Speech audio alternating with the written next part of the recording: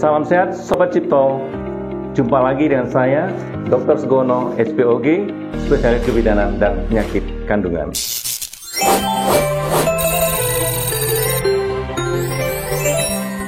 Kapan sebaiknya melakukan USG?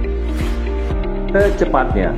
Karena kalau Bunda melakukan USG dalam kehamilan secepatnya, kita bisa memastikan, satu, ini benaran hamil atau tidak. Kedua, letak kehamilannya di mana? Di dalam kandungan atau di luar kandungan.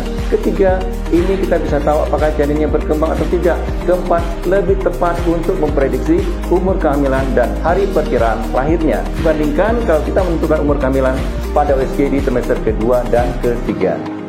USG 2D atau 4D?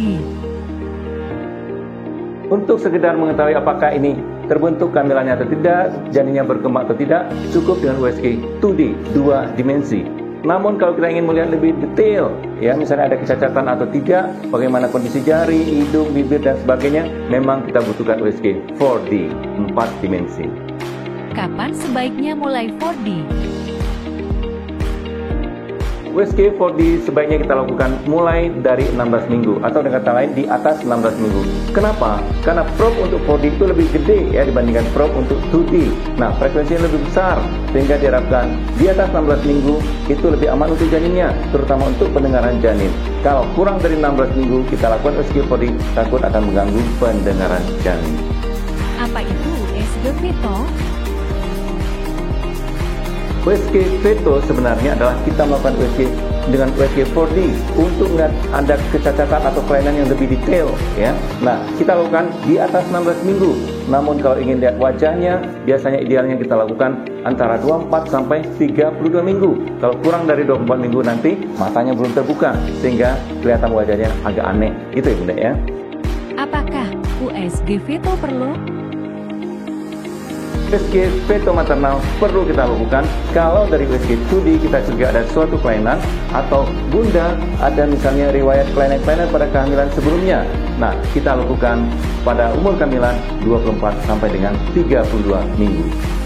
Apa perbedaan USG 2D dan 4D? Ya, kalau dari segi perbedaan, kalau dari tampilan, kalau USG 2D, 2 dimensi, gambarannya warnanya hitam putih. Kalau 4D agak berwarna seperti foto, seperti video ya. Nah, terus kalau untuk 2D kita hanya bisa lihat 2 dimensi, panjang dan lebarnya aja suatu benda. Tetapi kalau dengan 4D, misalnya bolpen ini, kita bisa lihat ternyata bolpen ini bulat, tidak kotak gitu ya. Nah, 4D kita bisa melihat panjang, lebar, dan tebal suatu benda ya. Nah, sebenarnya itu 3 dimensi, tetapi dimensi satu lagi apa? Dimensi waktu ya. Sehingga alat USG ini bisa memproduksi gambar 2 dimensi menjadi 4 dimensi secara real time saat itu juga. Jadi kita tidak perlu menunggu terlalu lama.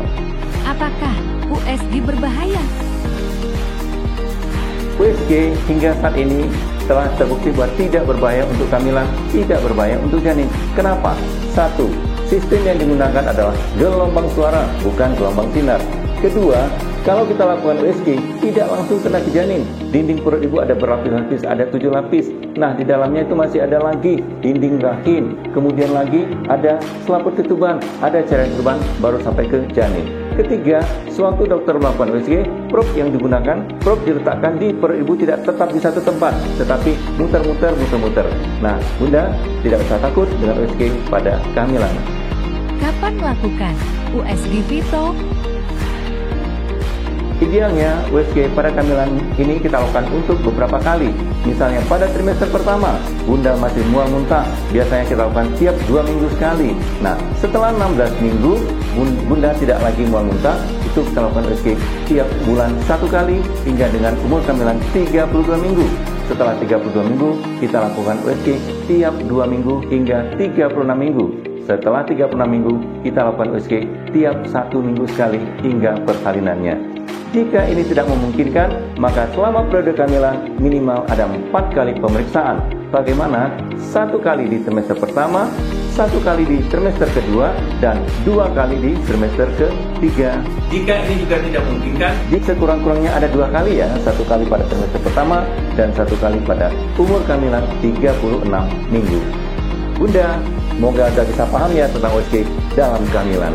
Dan jangan lupa memeriksakan kondisi kehamilan Bunda secara teratur ya.